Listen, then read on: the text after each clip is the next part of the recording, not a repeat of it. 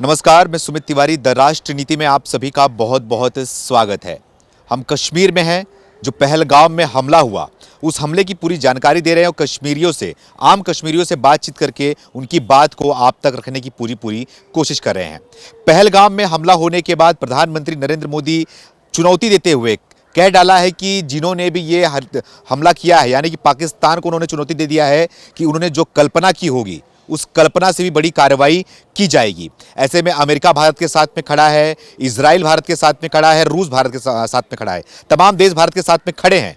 तो क्या लग रहा है, अब युद्ध की तैयारी हो रही है? क्या एक बार फिर से भारत और पाकिस्तान का युद्ध होना चाहिए या फिर होने वाला है? और होगा भी तो कश्मीर के लोग किसके साथ में खड़े हैं?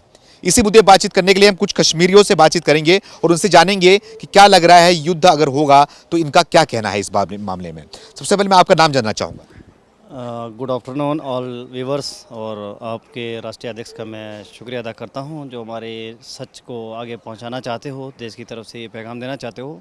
हमारे भारतीय जो हमारा भारत अटूट अंक हमारा जो है कंट्री हमारी है, हम वो तोड़ जवाब देना चाहते हैं पाकिस्तान को कि दरिंदा हरकतों से बाज आ जाओ। हम अपने कश्मीर को वापस लेके दिखाएंगे और अपना पूरा पावर यूज़ करेंगे। ये हमारी एक जान नहीं, ये हमारे पूरे हिंदुस्तान की इंसानियत की जान के साथ जो खिलवाड़ किया गया है, ये कतन हमसे बर्दाश्त से बाहर है।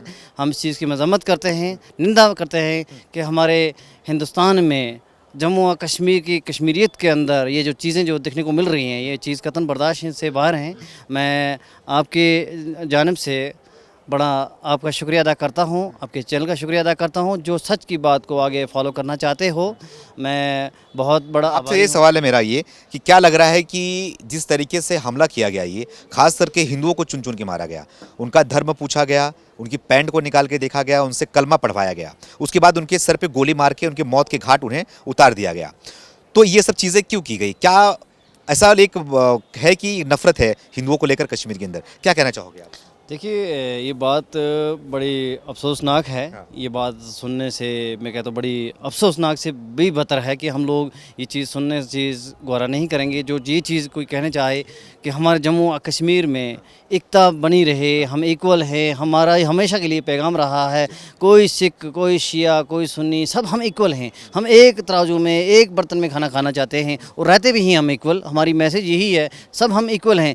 और जिसने ये वर्ड्स इस्तेमाल किए हैं कि हम आपका धर्म चेक करें, आपकी पहचान चेक करें कि आप हिंदू हो, आप सिख हो, आपका खुतना है, यानी ये सरासर गलत है। इसके ऊपर हम कड़ी मजम्मतों पे उसका जो है बदला लेना चाहते हैं और लेंगे। हम मुंह तोड़ जवाब ये कहता है कि जो भी दरिंदा हरकत यहाँ पे करता है उसके ख़िलाफ़ सख्त अंदाज से कार्रवाई की जाए। और मैं गवर्नमेंट ऑफ इंडिया का इस चीज़ से निवेदन करता हूँ कि गवर्नमेंट ऑफ इंडिया इस चीज़ पे एक्शन कर ले।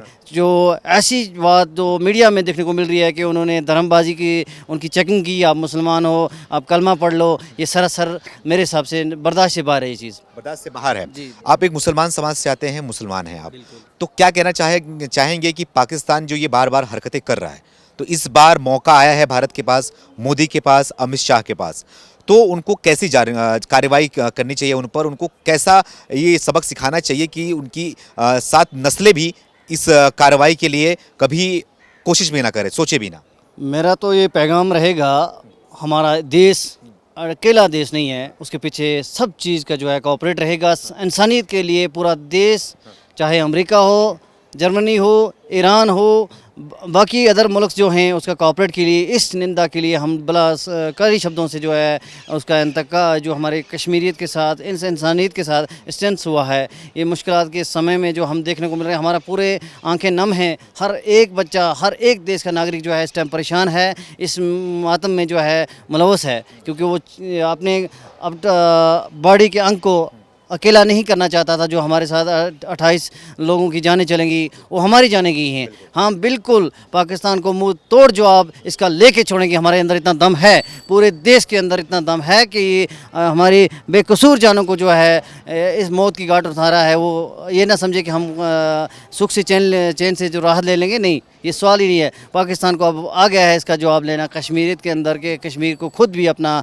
इतना कॉन्फिडेंस, हम अपने नागरिक के लिए अपनी जान दे देंगे मगर पीछे नहीं हटेंगे। नहीं हटेंगे जी तो क्या करना चाहिए, कैसा वार सीधा छेड़ दें, पूरा पूरा नेस्तनाबूद कर दें, नेस्तो खत्म कर दें पाकिस्तान? नेस्तो नाबूद जो अपनी हरकतों से बाज ना आए तो उसको नेस्तो नाबूद करना ही करना है। तो अच्छा जी उसे तो हम नेस्तवा नाबूद करना चाहते हैं। इस आपके प्लेटफार्म से हम मैसेज ये देना चाहेंगे, हम इतने कमज़ोर नहीं हैं कि हमारी जानों के साथ ऐसे मकड़ी की जाल की तरह खेला जाए। नहीं, ऐसा कभी भी हम बर्दाश्त नहीं करेंगे। तो आप साथ में खड़े हैं बाहर पूरी तरीके से बिल्कुल, मोदी जी के वो फुल कश्मीर, फुल इंसानियत, पूरा वर्ल्ड, ऑल मुल्क जो है इसके साथ कोऑपरेट में खड़े हैं। हम इन जानों का बदला लेके छोड़ेंगे, बदला लेके रहेंगे, बिल्कुल रहेंगे। चाहे वो कार्रवाई कैसी भी हो, किसी भी कैसे तरीके भी हो, की किसी भी अंदाज से हो, जहाँ भी हमें तैनात किया जाए हम हाजिर हैं। अच्छा जी। देखिए, मैं देखता हूँ कि कश्मीर से भी आवाज़ उठी थी, इजराइल के खिलाफ पूरे देश भर में आवाज़ उठी थी। वो इसलिए आवाज़ उठी थी कि मुसलमान कंट्री है इजराइल, इसलिए इजराइल के खिलाफ आवाज़ उठी थी, है ना। कि और भी जो फिलिस्तीन है, फिलिस्तीन के साथ में उठी थी आवाज़ कि फिलिस्तीन मुसलमान कंट्री है, मुस्लिम कंट्री। कहीं ऐसा ना हो जाए कि पाकिस्तान भी मुस्लिम कंट्री है, उसके साथ में भी आवाज़ उठने लगे कश्मीर से और पूरे देश से।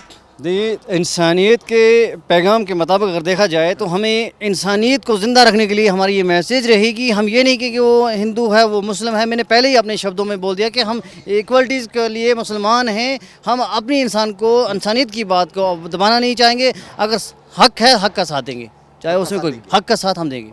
किसी के साथ खिलवाड़ ना किया जाए, किसी गरीब की जान के साथ ना खेला जाए। हम उसके हमेशा के लिए जहाँ भी 24 आवर्स हम अवेलेबल रहेंगे जनाब। तो लग रहा है कि भारत उस लायक है, उस क्षमता में है कि अभी वॉर छेड़ दे, लड़ाई कर दे पाकिस्तान से। बिल्कुल, हम तो क्षमता में हैं, पूरे हम एग्री हैं, हम रेडी हैं। पूरा देश हमारा इस बदले के लिए हाजिर है। बिल्कुल। तो क्या लग रहा है कि ये क्यों, खास करके ये घटना क्यों की गई? क्या लग रहा है कि जब से आर्टिकल 370 हटा है, क्या जम्मू कश्मीर का जो हालत थी वो हालत सुधरी है? क्या यहाँ पे कश्मीर में व्यवस्थाएं अच्छी हुई हैं, विकास अच्छा हो रहा है, आप लोग की लाइफ स्टाइल बदल रही है? क्या इसी को देखते हुए सब चीज़ें की गई हैं या फिर क्या वजह लग रहा है? ऐसा तो जो पैगाम है, अभी जो विकास की बात किए हैं आप, हमारा जो नारा था सबका साथ, सबका विकास, सबका विश्वास, ये विश्वास घाट पे मुझे बड़ी अफसोस से ये कहना पड़ता है कि हमारे नागरिक इन चीज़ों से जो है विश्वासघात करना, किसी के हॉट के साथ खेलना, ये बड़ी दुखी घटना है। इन चीज़ से बर्दाश्त से बाहर है। हम चाहते हैं कि सबका विश्वास बना रहे, सबका साथ जुड़ा रहे, तब हम इस मिशन में, अपने मिशन में कामयाब रहेंगे और कामयाब हैं। लेकिन ये कहीं ना कहीं कुछ चीज़ें की जाती है, कुछ चीज़ें बोली जाती हैं कि अगर लड़ाई हो जाए, कहीं वॉर हो जाए, तो पाकिस्तान से अगर लड़ाई होने के बाद समय पे जो हमारे देश के मुसलमान भाई हैं, जो हमारे देश के हैं, वो कहीं ना कहीं उस तरफ मतलब उनके पक्ष में न चले जाए। क्योंकि वो बोलते हैं कि जो इस्लामिक कंट्री होते हैं, जो इस्लामिक मुल्क होता है, कहीं ना कहीं उनके साथ में खड़े हो जाते हैं, बोलते हैं। तो क्या लग रहा है कि सच्चाई है, इस बार हो जाएगा? क्योंकि बात जो बोलते हैं उनकी बात को काटना बहुत ज़रूरी है इस बार। देखिए, बात को मुंह तोड़ जवाब देना हमारा फ़र्ज़ है। चाहे वो इंसानियत के खिलाफ हमारी गर्दन चली जाए, हम उसका जवाब देने के लिए खड़े हैं और हम अपना जवाब देके छोड़ेंगे। पूरी तरीके से। क्या बोलना चाहोगे मोदी जी को आपको? मैं माननीय प्रधानमंत्री श्री नरेंद्र सिंह मोदी जी से गुजारिश करता हूँ, एक कश्मीरी नागरिक होते हुए मैं कश्मीर अटूट अंग का एक पार्ट हूँ।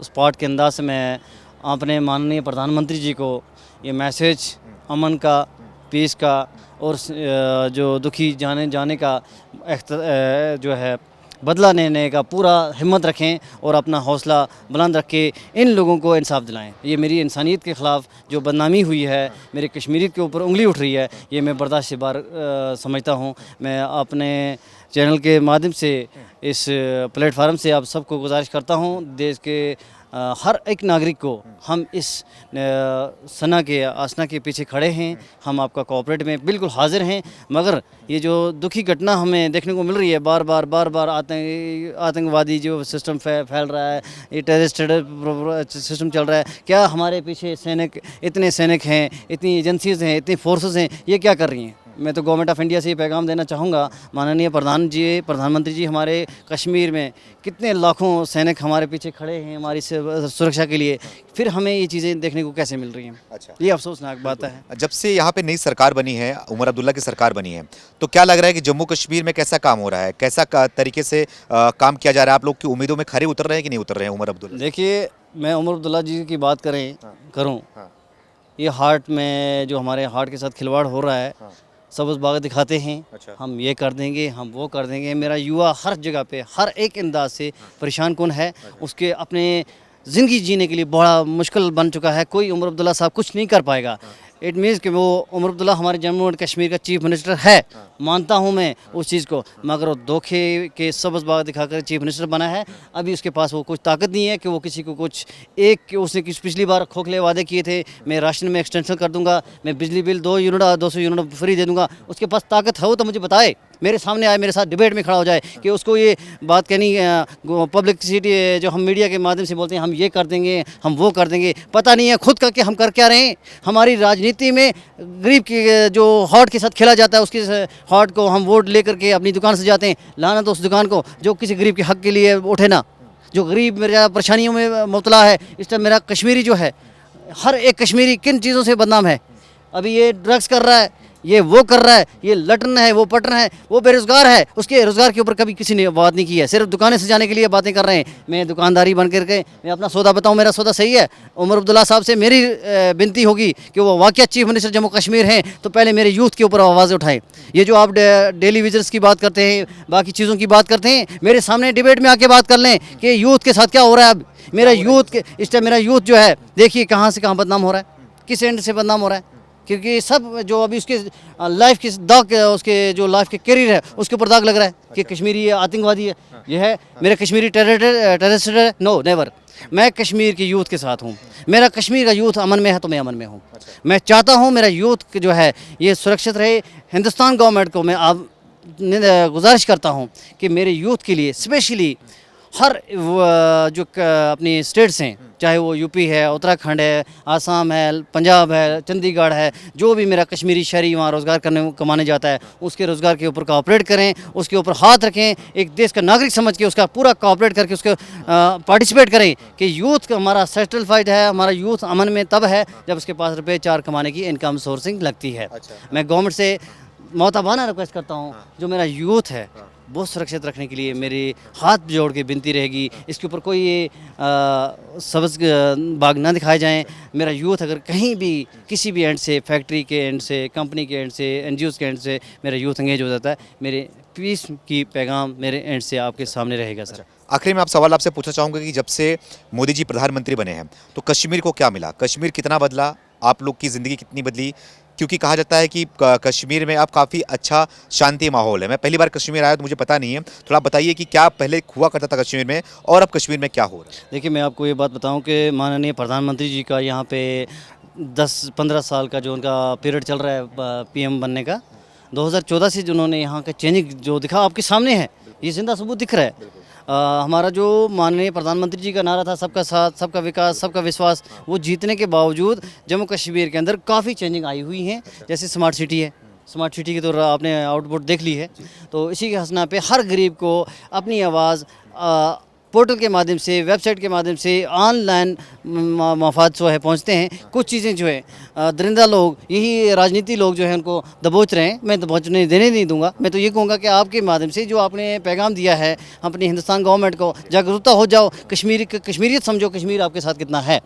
फुली कश्मीर कॉपरेट है कि कश्मीर के अंदर जो हमारे नागरिक हैं, जैसे मैं आपको मान कर चला हूँ कि विधवा हैं, ओल्ड एज हैं, अपाश हैं, दिव्यांग हैं, तो उन लोगों की आवाज़ को हम देश तक पहुंचाने के लिए कैसे सफल हो पाएँ, क्योंकि उनको डायरेक्टली स्कीम कैसे उन तक पहुंचे।